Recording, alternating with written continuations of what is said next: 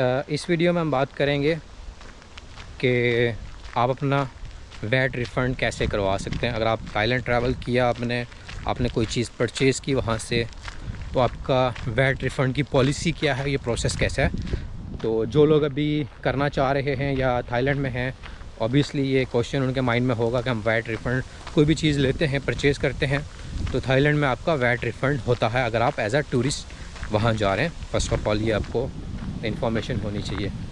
और अब इसका प्रोसेस क्या है ये भी इम्पॉर्टेंट है। इस वीडियो में मैं आपको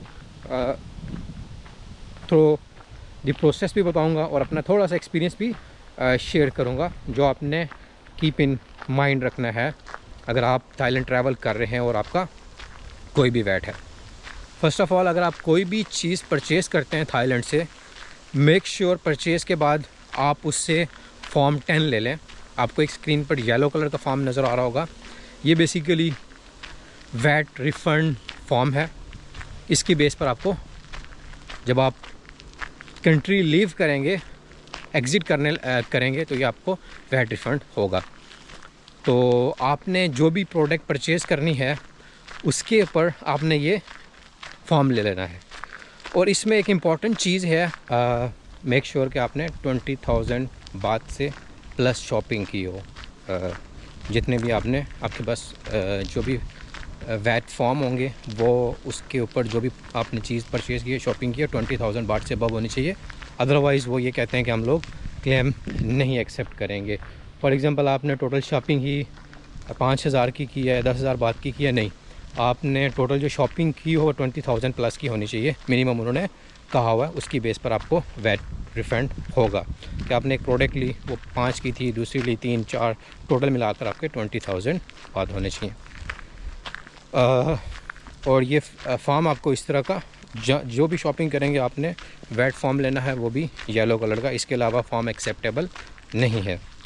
वंस आपके पास फॉर्म कलेक्ट हो गए, जब आप जिस दिन आप वापस ट्रैवल कर रहे हैं और जब आप एयरपोर्ट पे पहुंचेंगे, तो एयरपोर्ट पे बोर्डिंग से पहले आपको एक काउंटर नज़र आ रहा होगा, ये आप स्क्रीन पे भी देख सकते हैं, इस तरह का काउंटर।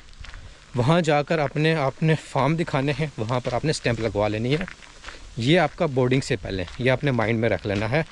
वो स्टैंप लगाकर, और अगर आपकी कोई इलेक्ट्रॉनिक प्रोडक्ट है, फॉर एग्ज़ाम्पल घड़ी हो गई, सेलफ़ोन हो गया, लैपटॉप हो गया, या एक्सपेंसिव चीज़ें हो गई, तो वो वहाँ पर देखते भी हैं। तो कोशिश करना कि ये चीज़ें आपने अपने लगेज में नहीं भेजनी, ये आपकी हैंड कैरी में होनी चाहिए, ताकि अगर वो आप मांगे भी तो आप उनको दिखा सको कि ये प्रोडक्ट मैंने परचेज़ की है। तो वंस वो आपको स्टैम्प कर देगा, स्टैम्प करने के बाद जब आपके पास बोर्डिंग पास होगा, बोर्डिंग लेकर आप बोर्डिंग ज़ोन से एंटर हो जाएंगे। आपका एग्ज़िट की स्टैंप लगकर आप जो है उस बोर्डिंग एरिया के अंदर होंगे। वहाँ जो है आपकी फ़्लाइट से पहले डी ज़ोन इन्होंने कहा हुआ है, वहाँ डी लिखा होगा, आपको ये स्क्रीन पे नज़र भी आ रहा होगा। यहाँ आपने जाना है वैट रिफ़ंड कि यहाँ पे बना होगा, तो एक्चुअल में वैट यहाँ पे आपका रिफ़ंड होगा। यहाँ पर आपने अपनी जितनी भी फॉर्म हैं वो आपने उनको देने हैं, तो उन्होंने वो देखने हैं। देखने के बाद अगर वो कहते हैं कि हमें जो आपने प्रोडक्ट परचेज़ किए वो भी दिखाएं, तो मेक श्योर आपके हैंड कैरी के में होनी चाहिए, आप उन्हें दिखाएं तो आप वैट रिफ़ंड कर लें।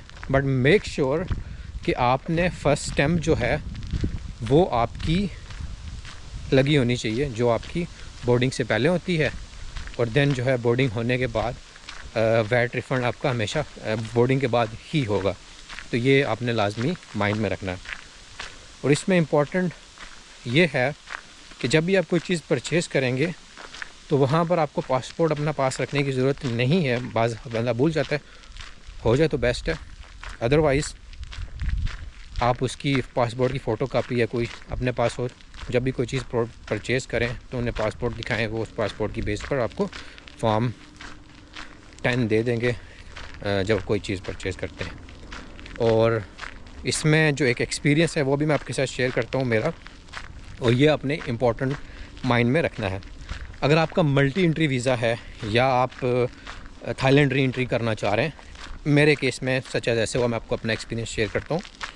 कि हम लोग थे दो दोस्त, हमने थाईलैंड ट्रैवल किया। थाईलैंड के बाद जो है री एंट्री वीज़ा लिया और मैंने कुछ चीज़ें परचेज़ करने के बाद 1 वीक के लिए री एंट्री वीज़ा था।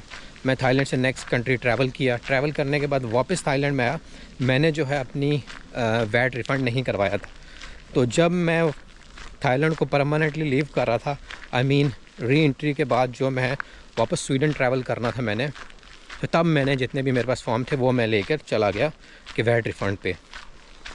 तो उन्होंने एक्सेप्ट करने से मना कर दिया पहले, कि उन्होंने कहा कि आप जो ही एग्ज़िट करते हैं तो आपको इसको क्लेम करना चाहिए, वरना ये एक्सेप्ट नहीं होता। ऑब्वियसली मुझे आइडिया नहीं था, मैंने थोड़ा उनसे कहा उन्होंने कर लिया, बट ये आपने माइंड में चीज़ रखनी है, तो ये सबसे इम्पोर्टेंट है। तो होपफुली आपको ये सारी इन्फॉर्मेशन समझ आ गई होगी कि वैट कैसे प्रोसेस करता है और कैसे आप अपना वैट रिफ़ंड करवा सकते हैं थाईलैंड में। एंड अगर फिर भी आपका कोई क्वेश्चन है तो आप नीचे मेंशन कर सकते हैं, मैं आपका आंसर करूँगा। तब तक के लिए बाय बाय।